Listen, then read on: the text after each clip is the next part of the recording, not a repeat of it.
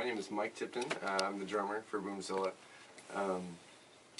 My background in the band is I met Adam in college. We went to audio engineering school together, music production, and we hit it off and realized that we had similar interests, and so, you know, we began making music together, and it's been, what, about 5 years now?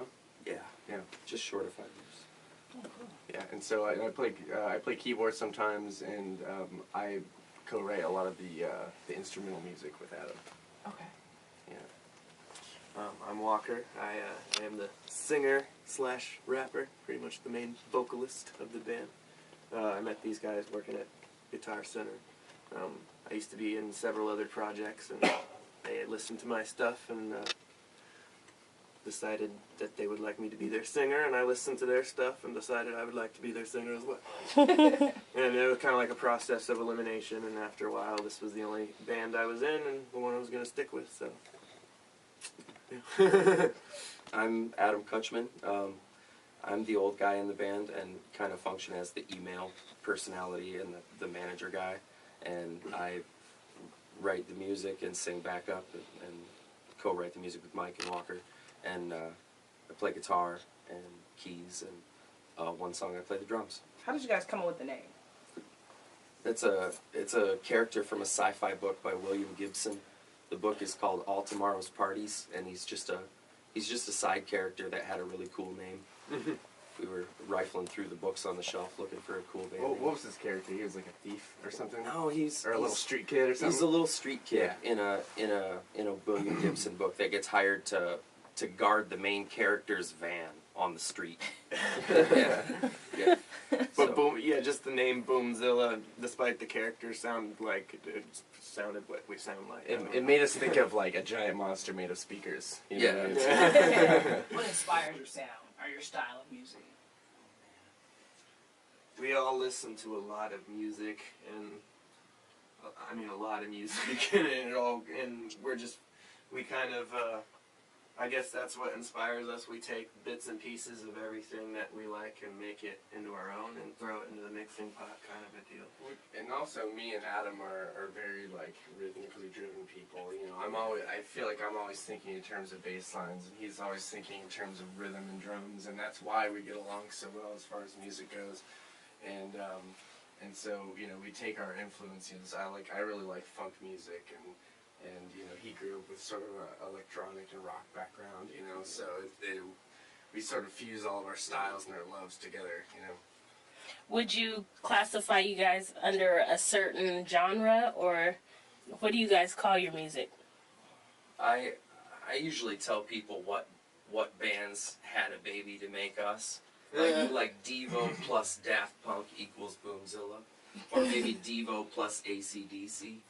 You know? Yeah. It's always been hard to explain our genre, but I feel like we've been most categorized in probably the nerdcore scene. Someone would be quick to call us either an electro band or a nerdcore band. Yeah, like Electro Clash on the rock side. We do like rock and rap, and the rap side is more nerdcore. Yeah, just because we can't rap about being from the streets, since we're not. We rap about what we know, which is comics and sci-fi movies. Our music gets way away from the various sounds that would be considered main cards at the CD store. You know what I mean? Like, it gets far from reggae, and it gets pretty far from rock, but the thing that always sticks around is even when it's a rap song, there's a little rock to it. And even when it's like a reggae song, there's a little rock to it. Even when it's almost a dance, like DJ kind of song, there's a rock kind of four on the floor thing going. And we also like put like a weird twist on it, you know, which is what Ween does. This is why we like them, you know. Yeah.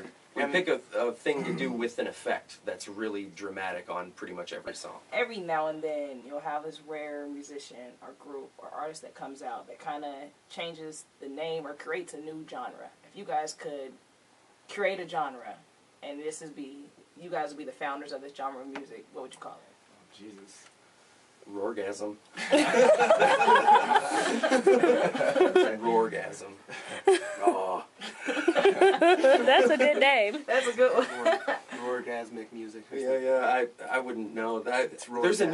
There's a new genre for every band these days. Like, Right. do you know Zeph? Like Die Edward and Zeph. Oh, There's like African one and band stuff, that's Under Zeph. that category. Yeah. yeah. That's like, that's kind of where music's going. It's, people Yeah. are looking for that more creative sound, and doesn't have to be A lot of put into cross one genres. simple category. I'm hoping somebody else will stick a name on us because that's when it sticks, not when you name yourself. If we lost an electro bass of any kind, I think we'd be kind of. It wouldn't sound like us. It seems like we're mostly focused on bass sounds. That's That's like distinct sound. yeah, and everything else is kind of. Well, yeah, and we don't have a bass player, and we were pretty firm on not having a bass player, and because of that, our style has tended to be electro bass, and also like untraditional sounding drums. That's something that I feel is pivotal to our sound also. If you guys can remember, tell us a little bit about what you remember from your very first live show. Oh man, I remember that. That was the Red Line in West Seattle on a Saturday night with Danger Aliens. Remember? Yeah, you're right. It totally was, and we dragged along. We didn't have a PA. We did kind of, but it was really clunky, and we had a 32 channel board, and that was our only way of getting Massive board, tiny PA. We ran sound for ourselves right on stage. because what we had was studio gear, and we sort of like pieced it together to make it work. And it sounded all right. For our first show, we didn't sound too terrible or Yeah. perform too. They asked us back, Yeah, and we never called them. audience of about 15 of our friends and no strangers kind of a deal. Yeah. So it was very kind of. It definitely was not like the spot we probably should have played, but you know what? Yeah. I don't think any. I think it was perfect because we had bugs to work out. Mhm. You know what I mean? That's true. So like it wasn't like the hot spot, so we could work out our kinks.